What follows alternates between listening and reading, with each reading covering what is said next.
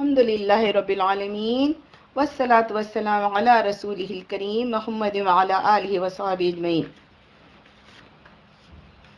السلام علیکم ورحمۃ اللہ وبرکاتہ۔ دعوت کتاب کا نام دعوت عام کی بنیادی، اس کے مصنف ہیں محترم خرم مراد رحم اللہ۔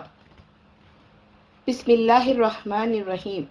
رب اشرح لی صدری ویسر لی امری واحلل عقدۃ من لسانی یفقہوا قولی۔ حرف آغاز۔ خرم جہ مراد معروف بخرم مراد 1932 to 1996 20ویں صدی عیسوی کے ربع آخر کے معروف داعیان اسلام اور مبلغین دین میں شمار ہوتے تھے۔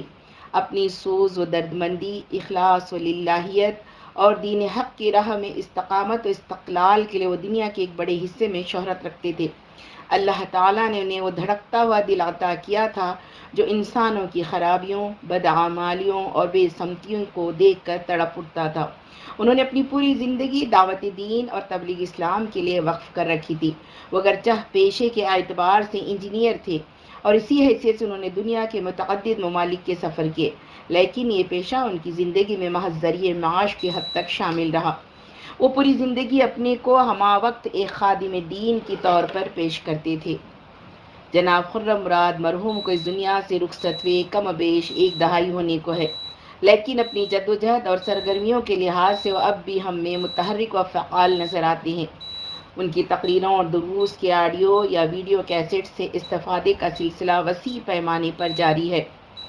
اب تک ان کی تقریروں اور تحریروں کے درجنوں انتخابات مرتب ہو کر شائع ہو چکے ہیں۔ یہ سلسلہ تعداد میں تحریر جاری ہے اور ایسا محسوس ہوتا ہے کہ ابھی بہت کچھ منتخب ہونے یا چھپنے کے لیے باقی ہے۔ زیر نظر کتاب دعوت عام کی بنیادیں بھی خرم مراد کی دعوتی و تبلیغی سرگرمیوں کے سلسلے کی ایک کڑی ہے۔ اس میں انہوں نے دعوت اسلامی کی اہمیت و معنویت کو وسیع تناظر میں اور پوری انسانی برادری کو سامنے رکھ کر اجاگر کرنے کی کوشش کی ہے۔ ہمیں امید ہے کہ مرکزی مکتب اسلامی پبلشرز کی یہ پیشکش پورے دین پسند حلقے میں قدر و تحسین کی نظر سے دیکھی جائے گی۔ ناشر: عوام کو منظم کرنے اور اپنے ساتھ لے کر چلنے کی جو تدبیر ہم نے اختیار کی ہے، یہ اسی حکمت عملی کا تسلسل ہے جو سارے انبیاء کرام نے اختیار کی۔ جماعت اسلامی نے شروع ہی میں اس بات کو واضح کر دیا تھا کہ بالآخر ہمیں رائے عامہ سے، عوام کی تحریک سے اور عوام کی قوت کو جمع کر کے یہ تبدیلی لانا ہے۔ دوسرے ذرائع، خواہ وہ اسلحہ ہو یا مظاہرے یا اس قسم کی دیگر تدابیر، اپنے استعمال کے لیے بہت سی شرائط کے طالب ہیں، لیکن تبلیغ اور دعوت سے رائے عامہ کو ہموار کرنا، قوت بنانا اور اس کو اپنے ساتھ لے کر چلنا، یہ انبیاء کرام کی ابتدائی سے حکمت عملی رہی ہے اور یہی جماعت اسلامی نے طے کیا تھا، اگرچہ اس پر عمل درآمد کی صورتیں حالات کے لحاظ سے بدلتی رہی ہیں۔ عامت الناس کو منظم کر کے اپنے ساتھ لے کر چلنا بہت پرخطر کام ہے۔ صحیح بات یہ ہے کہ دین اور ایمان کے لیے جتنا خطرہ اس میں ہے، اتنا کسی اور کام میں نہیں۔ اسی لیے بہت سے لوگ جن بے شمار خدشات اور اندیشوں کا اظہار کرتے ہیں وہ بے بنیاد نہیں ہیں، وہ واقعی خطرے ہیں اور اپنی جگہ ایک حقیقت ہیں۔ ان خطرات و خدشات کی طرف انبیاء نے بھی ابتدائی سے توجہ دلائی ہے۔ ملت اسلامیہ کے صلحاء، علماء اور دیگر اکابر بھی اس طرف توجہ دلاتے رہے ہیں کہ یہ بڑا پرخطر کام ہے۔ اس کے اندر نفس کے لیے، دین کے لیے اور ایمان کے لیے جو خطرات پوشیدہ ہیں وہ بہت بڑے خطرات ہیں۔ نفس کے لیے مال سے بڑھ کر فتنہ جان کا ہوتا ہے۔ طلب اور شہرت کی خواہش، دو انسان کسی کے پیچھے چلنے لگیں تو کبر کا جذبہ اور اپنی ذات کے لیے کچھ حاصل کرنے کا جذبہ بڑی آسانی کے ساتھ شیطان دلوں کے اندر پیدا کر دیتا ہے۔ 1,00,000 روپے جمع کرنے سے آدمی کو خوشی اور افتخار حاصل نہیں ہوتا، جو لوگوں کے دل کو موہ لینے اور افراد کو اپنے ساتھ لے کر چلنے سے حاصل ہوتا ہے۔ جب دو آدمی کہنا ماننے لگیں تو اس سے آدمی کو اپنے مقام کا احساس ہوتا ہے اور اس مقام مرتبے کے لحاظ سے اس دنیا میں کیا کچھ جھگڑے نہیں ہوتے۔ لوگ ہمارے پیچھے چلیں اور ہمارے ساتھ ہوں، پیروں میں، علماء میں اور سیاسی لیڈروں میں، ہر جگہ یہ خواہش سب سے بڑی ہوتی ہے۔ اسی لیے انبیاء کا طریقہ کار بڑا پرخطر اور پرعزم طریقہ کار ہے۔ تصوف اور وظائف کا طریقہ تو نسبتاً آسان طریقہ ہے کہ آدمی گوشے میں بیٹھ جائے، توجہ حاصل کر لے اور اذکار میں مشغول ہو جائے، اپنے نفس کا تزکیہ کرے، اللہ کا قرب حاصل کرے اور اس کی ذات میں فنا ہو جائے۔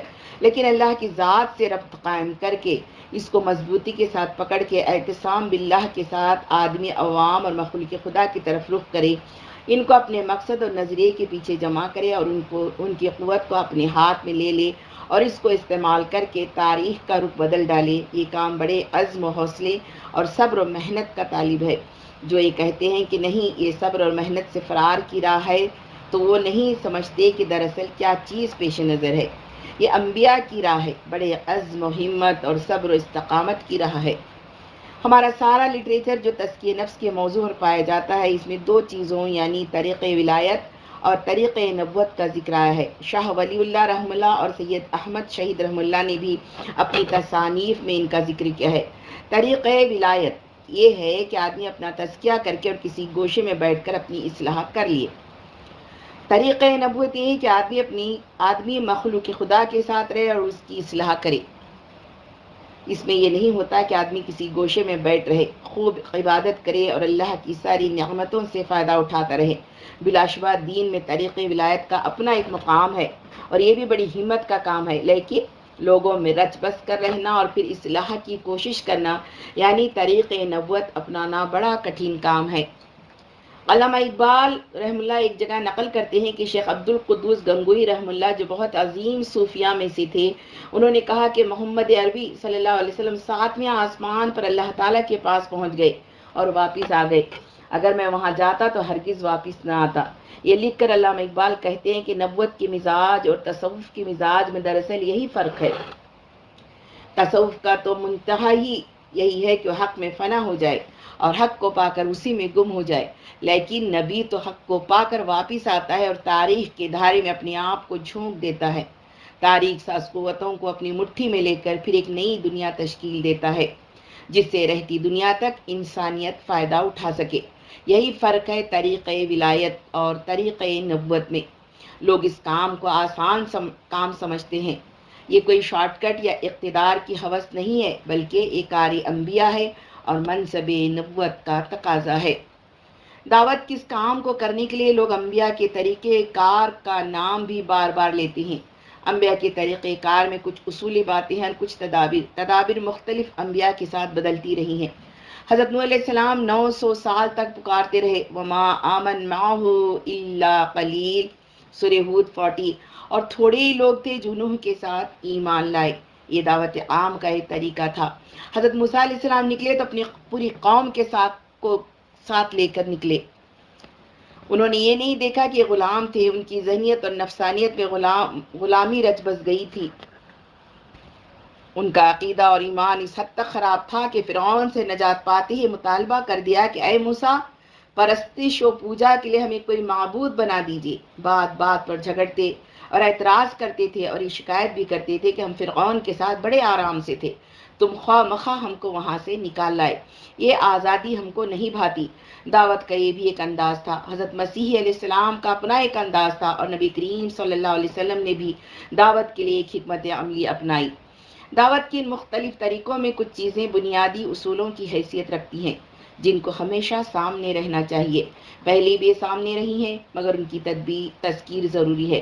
اعتصام باللہ، سب سے پہلی چیز اعتصام باللہ، اس سے مراد اللہ کو مضبوطی کے ساتھ پکڑنا اور تھامنا ہے۔ وَمَن يَعْتَصِم بِاللَّهِ فَقَدْ هُدِيَ إِلَىٰ صِرَاطٍ مُّسْتَقِيمٍ، آل عمران 101۔ جس نے اللہ کو مضبوطی کے ساتھ پکڑ لیا اسی کو سیدھا راستہ دکھا دیا گیا۔ صراط مستقیم پر چلنے کا دوسرا کوئی اور طریقہ نہیں ہے۔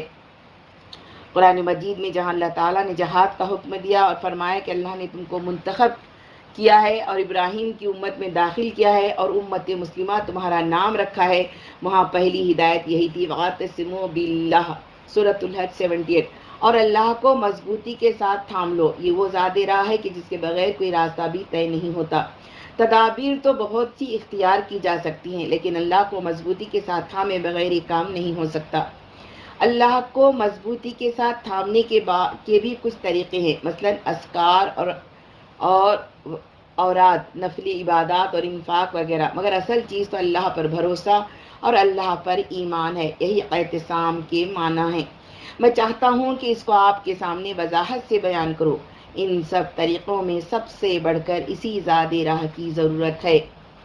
اصل چیز اللہ تعالیٰ کے بارے میں یقین اور ایمان ہے کہ اس پوری کائنات میں اختیار اور تصرف اس کی مٹھی میں ہے، اور کسی دوسرے کو شمع برابر بھی اختیار حاصل نہیں ہے۔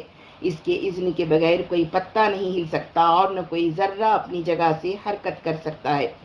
جو پتا اس کی مرضی کے بغیر ہل جائے وہ تو خود خدا ہو جائے گا اور اس کی خدائی سے باہر نکل جائے گا۔ اجازت نہ ہو اور پتا ہل جائے، یہ اس کائنات میں نہیں ہو سکتا۔ یدبر الامر من السماء الى الارض، السجدہ 5۔ آسمان سے زمین تک سارے امر کی تدبیر وہی کرتا ہے۔ لہو ما فی السماوات و ما فی الارض، بقرہ 2:5۔ اسی کے لیے ہے ہر چیز جو آسمان اور زمین میں ہے۔ لہو ملک السماوات والارض، توبہ 1:16۔ اسی کے بادشاہت ہے آسمان اور زمین میں۔ وسیع کرسی السماوات والارض، بقرہ 2:55۔ اسی کی کرسی کے نیچے آسمان و زمین ہے۔ کرسی کے معنی ہے کہ کوئی چیز اس کے اقتدار سے باہر نہیں۔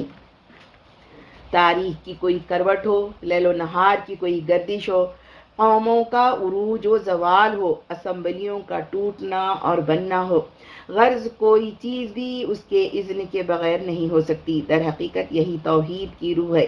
یہ نہیں کہ اللہ کو مان لیا کہ وہ ہے اور اس کے آگے سجدہ کر لیا۔ اس طرح سے اللہ کو ماننے والے تو بے شمار ہیں۔ ایک مان لینا اور سجدہ کر لینا کوئی بڑی بات نہیں، اصل تو یہ تصور ہے کہ اختیار اس کے پاس ہے، حکم صرف اس کا چلتا ہے، اور نہ کوئی دل دھڑک سکتا ہے، غرض کوئی حرکت نہیں ہو سکتی اگر اللہ نہ چاہے۔ امن یملک السمع والابصار، سورہ یونس 31۔ یہ سماعت اور بینائی کی قوتیں کس کے اختیار میں ہیں؟ رات کو لمبی کر کے کون دن لا سکتا ہے، اور دن کو لمبا کر کے کون رات لا سکتا ہے؟ کون پیدا کرتا ہے؟ کون آسمان سے پانی برساتا ہے؟ یہ سب باتیں قرآن مجید میں ایک تواتر سے آتی ہیں۔ یہی توحید کی روح ہے۔ سب چیزیں اسی نے پیدا کی ہیں، اختیار صرف اس کا ہے۔ دنیا میں خدا کا انکار تو شاذ و نادر ہی کیا گیا ہے۔ آج بھی 93% امریکی خدا پر ایمان رکھتے ہیں۔ 80 یا 90% لوگ اللہ کو مانتے ہیں۔ جہاں بھی آپ چلے جائیں، خواہ ہندو ہوں یا بدھ، سب کسی نہ کسی طرح سے خدا کو مانتے ہیں، لیکن خدا با اختیار ہے، یہ نہ ماننے کا چلن عام ہے۔ اسی لیے جہاں اللہ تعالیٰ نے تخلیق کا ذکر کیا ہے، وہاں یہ فرمایا ان ربکم اللہ الذی خلق السماوات والارض فی 6 ایام ثم استوی علی العرش، سورۃ الاعراف 54۔ در حقیقت تمہارا رب اللہ ہی ہے جس نے آسمان اور زمین کو 6 دنوں میں پیدا کیا، پھر اپنے تخت سلطنت پر جلوہ فرما ہوا۔ اس کے بغیر بات مکمل نہیں ہوتی۔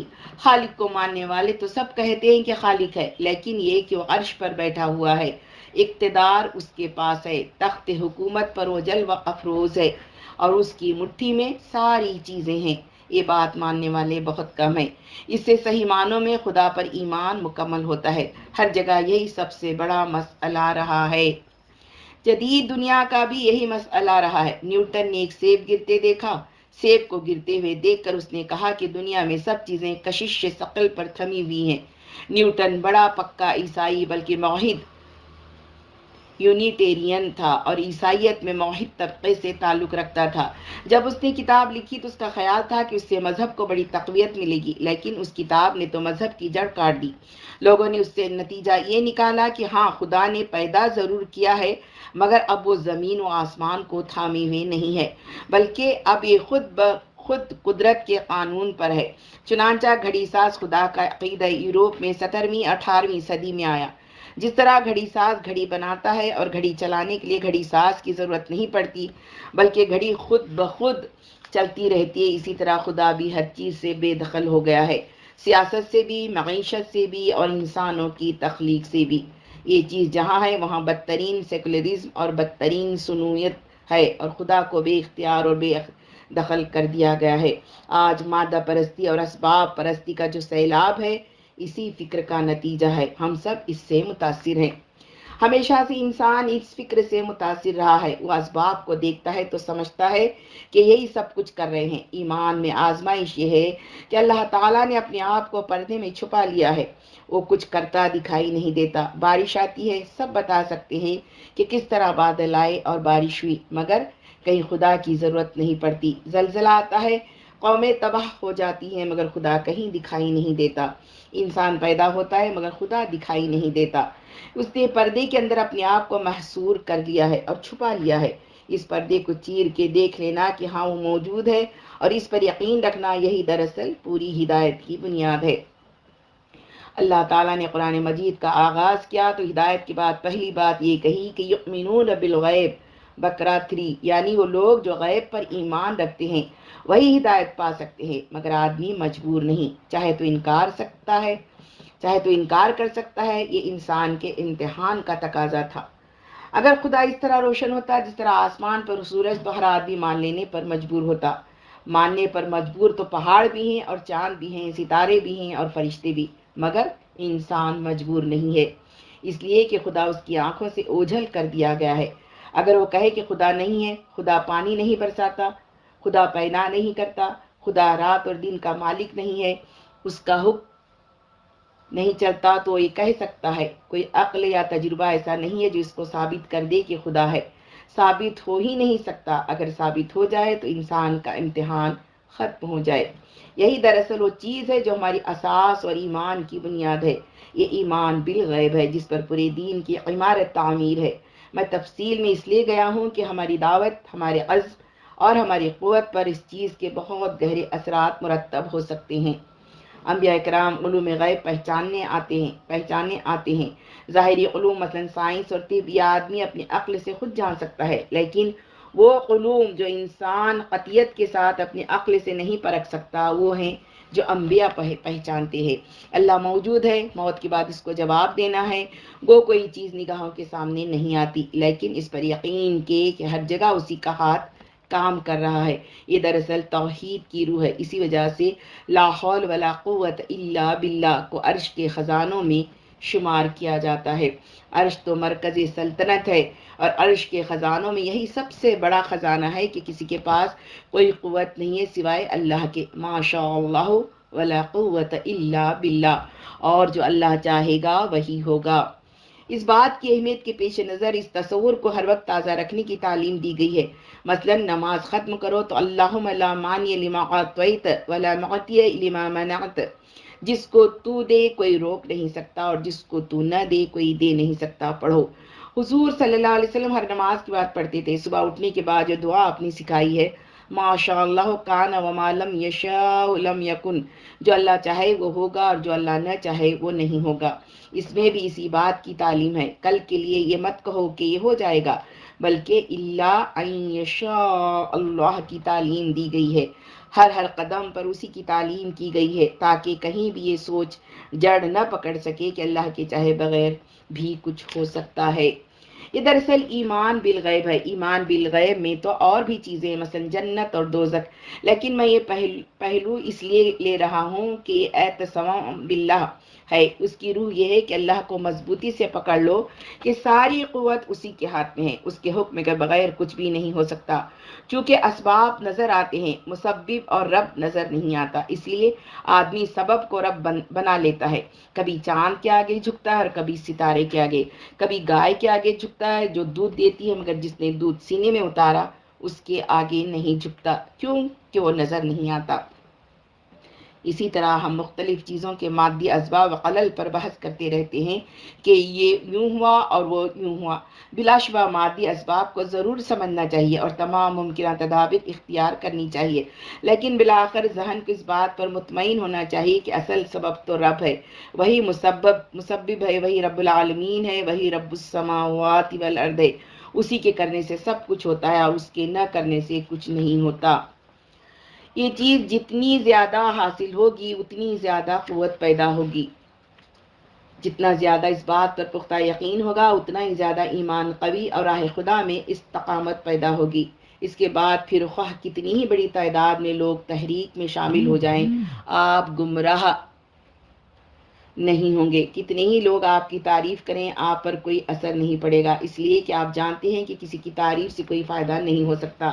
اللہم لا مانی لما اعطیت ولا معطی لما منعت، جس کو تو دے کوئی روک نہیں سکتا، اور جس کو تو نہ دے کوئی دے نہیں سکتا۔ کسی کے پاس دینے کے لیے کچھ نہیں ہے، اگر کچھ چندانی یا چند سکے بھی کسی کو دینا چاہے تو نہیں دے سکتا، پھر کسی کی تعریف سے کیا فرق پڑے گا؟ ایسے میں آزمائشیں آئیں گی بھی تو تربیت کا ذریعہ بنیں گی اور مزید پختگی کا باعث ہوں گی، نیز لوگوں کو ساتھ لے کر چلنے کی قوت بھی پیدا ہوگی۔ صحابہ کرام میں یہی قوت تھی جس کے بل پر ساری سلطنتیں ان کے آگے سرنگوں ہو گئیں۔ ایسا نہیں ہے کہ وہ سب بڑے عبادت گزار تہجد گزار تھے، وہ تجارت کرتے تھے، کاروبار کرتے تھے، شادیاں کرتے تھے اور بال بچے دار تھے۔ ان کی زندگی دنیا والوں سے مختلف نہیں تھی، سوائے اس کے کہ اللہ کے فرائض کے پابند تھے اور اس کے محرمات سے اجتناب کرتے تھے۔ البتہ انہیں اپنے اللہ پر یہ کامل یقین تھا جس کے بل پر قیصر و کسریٰ تک کی آنکھوں میں آنکھیں ڈال کر بات کرتے تھے۔ ان کے نزدیک ان کی حیثیت پتلیوں اور مٹی کے گھرندوں سے زیادہ نہیں تھی، انہیں کسی قسم کا کوئی خوف نہیں تھا۔ ان کے نزدیک ان کی حیثیت پتلیوں اور مٹی کے گھرندوں سے زیادہ نہیں تھی، انہیں کسی قسم کا خوف نہیں تھا۔ بادشاہ کے دربار میں نیزے سے قالین کو چاک کرتے ہوئے پہنچ جاتے تھے اور آنکھوں میں آنکھیں ڈال کر بات کرتے تھے۔ اور اب ان بدعوں اور معمولی انسانوں میں قوت اس لیے پیدا ہو گئی تھی کہ وہ اللہ کی قوت پر یقین رکھتے تھے۔ وہ جانتے تھے کہ رب تو بس ایک ہے، باقی سب اسباب ہے اور تمام اسباب اسی کے ہاتھ میں ہیں۔ ان کا اس بات پر یقین تھا کہ کام اسباب سے نہیں بنتا بلکہ رب کے چاہنے یا نہ چاہنے سے بنتا ہے۔ یہ وہ چیز ہے جو اعتصام باللہ میں پوشیدہ ہے۔ اس کو آپ جتنا حاصل کریں گے، اس پر جتنا آپ کا یقین بڑھے گا، یہ جتنا آپ کی گفتگو کا حصہ بنے گا، اتنا ہی مفید ہوگا اور تقویت ایمان کا باعث بنے گا۔ ماشاء اللہ، انشاءاللہ، یہ سب جملے کیا ظاہر کرتے ہیں؟ یہ اسی چیز کی تائید میں ہے اور ہماری تہذیب و تمدن اور سوچ و فکر میں رچ بس گئے ہیں۔ یہ ہمارے ہاں جزو کلام بن گئے ہیں، مگر اب ہم ان کے معنی کھو چکے ہیں اور ان کا اثر بھی کھو چکے ہیں۔ مائیں بچپن میں کہانیاں سناتی تھیں کہ ایک تھا بادشاہ اور ہمارا تمہارا خدا بادشاہ۔ مسلمان بچوں کی کہانی یہاں سے شروع ہوتی تھی۔ مجھے بھی یاد ہے کہ ہماری والدہ کہانی سناتی تھی تو کہا کرتی تھی کہ ہمارا تمہارا بادشاہ اللہ۔ بادشاہ تو بہت سے نظر آئیں گے مگر اصل بادشاہ تو اللہ ہے۔ اس کا مقصود یہ تصور تھا کہ بادشاہ کے معنی با اختیار ہستی کے ہیں، وہ صرف عبادت یا پرستش کے لیے نہیں ہے بلکہ اختیار، ملکیت، ساری چیزیں وہی دیتا ہے۔ اعتصام باللہ کی تحریک کے لیے کیا اہمیت ہے؟ اس کا اندازہ اس بات سے لگایا جا سکتا ہے کہ تحریک میں کام کرنے کے لیے، کام کو آگے بڑھانے اور وسعت دینے کے لیے، اگلے مراحل میں لے جانے کے لیے، بڑی بڑی قوتوں کی آنکھوں میں آنکھیں ڈال کر بات کرنے کے لیے اور بلا خطر لوگوں کو اپنے پاس جمع کرنے، ان کی رہنمائی کرنے اور اپنے آپ کو سارے فتنوں اور خطرات سے بچانے کے لیے اس کی بہت ضرورت ہے۔ فتنے تو پھر بھی ہوں گے مگر جب آدمی یہ سمجھ لے گا کہ میں بالکل اپنے رب کی مٹھی میں ہوں، میرے کرنے سے کچھ نہیں ہوگا، جو ہوگا اس کے کرنے سے ہوگا، تو پھر وہ پریشان نہیں ہوگا اور حالات سے گھبرا کر مایوسی کا شکار نہیں ہوگا۔ اس بات کی اہمیت کے پیش نظر اللہ نے اس کی بار بار تاکید کی ہے۔ غزوہ بدر کی پہلی فتح ہوئی تو اللہ تعالیٰ نے فوراً بتا دیا کہ تم نے قتل نہیں کیا بلکہ اللہ نے قتل کیا، اور تم نے مٹھی بھر خاک نہیں پھینکی تھی بلکہ اللہ نے پھینکی تھی۔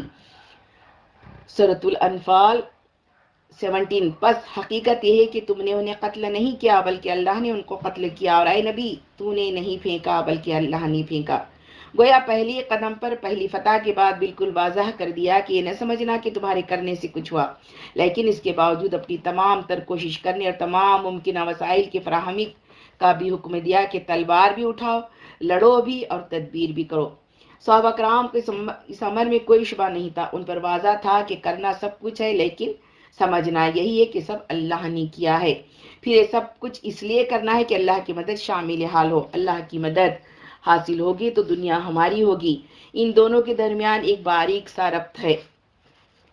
سب کچھ ہو مگر اللہ کی مدد شامل حال نہ ہو تو کچھ بھی نہ ہو سکے گا۔ جب یہ ربط ذہن میں قائم ہو جائے تو پھر اعتصام باللہ کی نعمت حاصل ہوتی ہے۔ اعتصام باللہ قوت کا اصل سرچشمہ ہے۔ پھر لوگ نعرے لگائیں تو کوئی فرق نہیں پڑتا، لوگ جمع ہو جائیں تو آدمی نہیں بھاگتا، تعریف ہوتی ہے تو اس سے نفس میں کوئی خلل نہیں پیدا ہوتا۔ لوگ حضور کے سامنے آپ کا تھوک زمین پر نہیں گرنے دیتے تھے، آپ کے بال لے لیتے تھے اور انہیں سنبھال کر رکھتے تھے، وضو کا پانی لے کر منہ پر مل لیتے تھے، مگر حضور کو کوئی خطرہ نہیں تھا۔ آپ بھی انسان شیطان تھے، سب کی طرح شیطان آپ کے ساتھ بھی لگا ہوا تھا، مگر آپ کی نگاہیں دیکھ رہی تھی کہ اس سے کوئی فرق نہیں پڑتا، اس لیے کہ جو کچھ ہوتا ہے اللہ کی تائید سے ہوتا ہے۔ دراصل اعتصام باللہ کے اندر یہ سوچ بنیاد کی حیثیت رکھتی ہے۔ دعوت اور تحریک کا کام کرتے ہوئے قوت کا یہ سرچشمہ جتنا زندہ رہے گا، جتنی زیادہ اس کو تقویت پہنچائی جائے گی، اتنا ہی خطرات سے بچ نکلنے کے امکانات بڑھتے جائیں گے انشاءاللہ۔ یہی نہیں ہوگا تو ایک فقیر جھونپڑی میں بیٹھ کر بھی فتنے کے اندر مبتلا ہو سکتا ہے۔ اگر ایک آدمی ہزاروں اشرفیوں میں کھیل رہا ہو، تخت شاہی پر بیٹھا ہو، اور وہ یہ سمجھتا ہو کہ سب اللہ کا دیا ہوا ہے، سب اس کے کرنے سے ہوتا ہے، دل اسی سے لگا ہوا ہو، تو وہ ولی اللہ ہے۔ اس کے مقابلے میں اگر ایک فقیر جھونپڑی میں بیٹھا ہو، اس کے پاس 2 پیسے ہوں مگر اسی میں دل اٹکا ہوا ہو، بار بار گنتا اور شمار کرتا ہو، تو دنیا پرست ہے۔ در حقیقت اس بات سے کوئی فرق نہیں پڑتا کہ لوگ آپس میں جمع ہیں یا نہیں ہیں، لوگ اچھی طرح رہتے ہیں یا نہیں رہتے ہیں، اچھا کھاتے ہیں یا نہیں کھاتے ہیں، فرق تو اس پر پڑتا ہے کہ دل کہاں اٹکا ہوا ہے، قوت کا منبع اور سرچشمہ کس کو سمجھتے ہیں۔ یہ دراصل اعتصام باللہ ہے۔ حنیفیت۔ اعتصام باللہ کے بعد پھر اللہ تعالیٰ نے حنیفیت کا مطالعہ کیا ہے۔ حنیفیت سے مراد کیا ہے؟ قرآن مجید میں ایک جگہ نہیں بلکہ 20ویں جگہ حضرت ابراہیم علیہ السلام کو اللہ کا حنیف کہا گیا ہے۔ دین کے لیے حنیف کا لفظ استعمال کیا گیا ہے۔ مسلمانوں سے مطالبہ کیا گیا ہے کہ حنیف بن جاؤ۔ اسلام کے ابتدائی دور میں سود، شراب کی حرمت اور دیگر تفصیلی احکامات نہیں دیے گئے، بلکہ سب سے پہلا مطالبہ یہ کیا گیا تھا کہ اللہ کے لیے حنیف بن جاؤ۔ وَمَا أُمِرُوا إِلَّا لِيَعْبُدُوا اللَّهَ مُخْلِصِينَ لَهُ الدِّينَ حُنَفَاءَ، سورۃ البینہ 5۔ اور ان کو اس کے سوا کوئی حکم نہیں دیا گیا تھا کہ اللہ کی بندگی کریں، اپنے دین کو اس کے لیے خالص کر کے بالکل یکسو ہو کر۔ یہ وہ بنیادی مطالبہ تھا جو مسلمانوں سے کیا گیا تھا۔ حنیف کا لفظ قرآن میں بار بار آتا ہے۔ حنیف کا ترجمہ ہمارے اردو مترجمین نے طرح طرح سے کیا ہے۔ بعض نے کہا ہے کہ سب سے بڑھ کر اللہ کے لیے یکسو ہو جانا، اور بعض نے کہا کہ اللہ کا ہو رہنا۔ شاہ عبد القادر کا بڑا خوبصورت اور مختصر جملہ ترجمہ ہے کہ اللہ کے ہو رہو، گویا اللہ کے بن کے رہو، اسی کے بن جاؤ، اس میں ابھی عمل کا مطالبہ نہیں آتا۔ یہ تو پوری شخصیت، پوری ذہنیت اور بنیادی سوچ کی تعمیر کا عمل ہے۔ حنیفیت کا مطالبہ بار بار کیا گیا۔ اللہ نے خود کہا ہے کہ سب سے آسان دین تو دین حنیف ہے جو اللہ کو محبوب ہے۔ اس ضمن میں حضرت ابراہیم کی مثال کو بطور خاص پیش کیا گیا ہے، مگر مقصود و مطلوب صرف اللہ کا ہو رہنا ہے۔ حنیفیت بھی اعتصام باللہ کے اندر شامل ہے، اس لیے کہ اللہ کو تو وہی بندہ قبول ہے جو پورے کا پورا اس کا ہو جائے۔ اس کے بعد گناہ، غلطیاں اور خامیاں ہونا یہ کوئی بڑی بات نہیں۔ انسان تو صفاتی مخلوق ہے، اگر وہ گناہ نہ کرتا تو اللہ کوئی دوسری ایسی مخلوق پیدا کرتا جو گناہ کرتی اور گناہ سے دل شکستہ ہو کر اس کی بنتی، اسی کی ہو کر رہتی، اسی کی طرف رجوع کرتی اور اس کے در پر جا کر ہاتھ پھیلاتی۔ جو غلطیوں سے مبرہ اور خطاؤں سے پاک ہیں اور ویسے ہی اس کے آگے ہاتھ پھیلائے ہوئے ہیں، مثلا سورج، چاند، ستارے، فرشتے، وہ اس کو اتنے محبوب نہیں ہیں۔ اس کو تو وہ محبوب ہے جو گناہ کر سکتا ہو اور نہ کرے، اور اگر گناہ ہو جائے تو اس کی طرف پلٹے، رجوع کرے اور توبہ کرے۔ یہ صرف انسان کی خصوصیت ہے۔ اصل بات یہ ہے کہ آدمی صرف اس کا بن جائے اور اسی کا ہو رہے۔ جب ایسے لوگ پیدا ہو جائیں گے تو اس میں کوئی شک نہیں کہ خدا دنیا کی پوری عنان ان کے ہاتھ میں دے گا، تھما دے گا۔ در حقیقت وہ لوگ چاہیں جو صرف اسی کے بن جائے اور اسی کے ہو رہیں۔ جب یہ 2 چیزیں ذات کا حصہ بن جائیں اور تحریک کے کام میں شامل ہو جائیں تو پھر یہ یقین پیدا ہوتا ہے کہ جو کچھ ہے وہ اللہ ہی کا ہے۔ اگر منہ میں نوالا ہے تو اپنے ہاتھ سے رکھ رہا ہے، اگر پانی ٹھنڈا ہے اور اسے پی رہا ہے تو اسے پلا رہا ہے، اگر مرض سے صحت یابی ہو گئی ہے تو ڈاکٹر کی دوا سے نہیں ہوئی بلکہ اس نے صحت دی ہے۔ حضرت ابراہیم نے اسی چیز کا اعلان کیا تھا کہ وہی کھلاتا ہے، وہی پلاتا ہے، اور بیمار پڑ جاؤں تو وہی شفا دیتا ہے۔ سورہ شعراء 79-80۔ جو مجھے کھلاتا ہے اور پلاتا ہے، اور جب بیمار ہو جاتا ہوں تو وہی شفا دیتا ہے۔ اسی طرح اگر آنکھ دیکھتی ہے تو اس کے دکھانے سے دیکھتی ہے، کان سنتا ہے تو اس کے سنانے سے سنتا ہے، جیب میں پیسہ آتا ہے تو اس کے دینے سے آتا ہے۔ نیز یہ پہلو کہ وہ راستہ کیوں اختیار کیا جائے جو اسے ناپسند ہے۔ آنکھ وہ چیز کیوں دیکھے جسے وہ نہیں دکھانا چاہتا، اور وہ چیز کیوں نہ دیکھی جائے جس کو وہ چاہتا ہے کہ آنکھ اس پر جمی رہے۔ یہی وہ بنیاد ہے جس پر تمام تر اطاعت، محبت اور شکر کا انحصار ہے۔ اگرچہ اس کا تعلق باللہ سے ہے، مگر یہ اس چیز کا سرچشمہ ہے کہ جو کچھ کر رہا ہے وہ کر رہا ہے، جو دے رہا ہے وہ دے رہا ہے، اور اگر کسی کا حکم چل رہا ہے تو اسی کا حکم چل رہا ہے، چونکہ سارے اسباب پردے میں ہیں اور نگاہ پردوں میں الجھ کر رہ جاتی ہے، نتیجتاً آدمی شرک میں مبتلا ہو جاتا ہے۔ انبیاء ان پردوں کو چاک کر دیتے ہیں اور غیب کی طرف رہنمائی کرتے ہیں، پھر آدمی پردے کے پیچھے بھی آج ہی وہ دیکھ لیتا ہے جو کل موت کے بعد نظر آئے گا، وہ آج ہی دیکھ لیتا ہے کہ ہاں وہ ہستی وہاں بیٹھی ہوئی ہے، سب کچھ اسی کے حکم سے ہو رہا ہے، پانی بادلوں سے نہیں برس رہا، وہ برسا رہا ہے، کس نے کھیتی اگائی اور کس نے آسمانوں سے پانی اتارا، تم نے یا ہم نے؟ قرآن سوال بار بار کرتا ہے تاکہ دل کے اندر یہ بات جڑ پکڑ جائے کہ ظاہری اسباب کچھ بھی ہوں، لیکن حکم صرف اللہ کا چلتا ہے، اس سے محبت اور جذب شکر بھی پیدا ہوگا، اطاعت اور نافرمانی سے بھی آدمی بچے گا۔ قرآن نے ابتدا ہی سے ان دو چیزوں کی تاکید کی اور اسی پر اپنا پورا زور رکھا، جیسے جیسے یہ سوچ پختہ ہوتی گئی تو دیگر اطاعت پورے ہونے کی بنیاد بھی بنتی چلی گئی۔ اگر یہ پہلو کمزور ہو تو آدمی خواہ کتنے ہی اصول و ضوابط بنا لے، کتنے ہی احکامات جاری کر دے اور مطالبات پیش کر لے، مگر وہ قوت پیدا نہیں ہو سکتی جس سے دنیا زیر نگی ہو جائے۔ دنیا تو اس وقت زیر نگی ہوگی جب آدمی اپنے خالق کا صحیح معنوں میں حنیف بن جائے۔ حنیفیت کی یہ صفت توحید سے حاصل ہوگی، لا حول ولا قوت، یہ عرش کا خزانہ ہے، پوری کائنات میں کوئی چیز اللہ کے دائرے سے باہر نہیں، اس کی کرسی میں زمین و آسمان سب سمائے ہوئے ہیں۔ اس پختہ سوچ، یقین اور تصور کے ساتھ جب آپ دعوت کا کام کریں گے، لوگوں کے پاس جائیں گے، دعوت دیں گے، ان کو جمع کریں گے، تو نفس کے فتنوں، شہرت کی طلب، کبر و دعوت کے دیگر خطرات سے آپ بڑی حد تک محفوظ ہو جائیں گے۔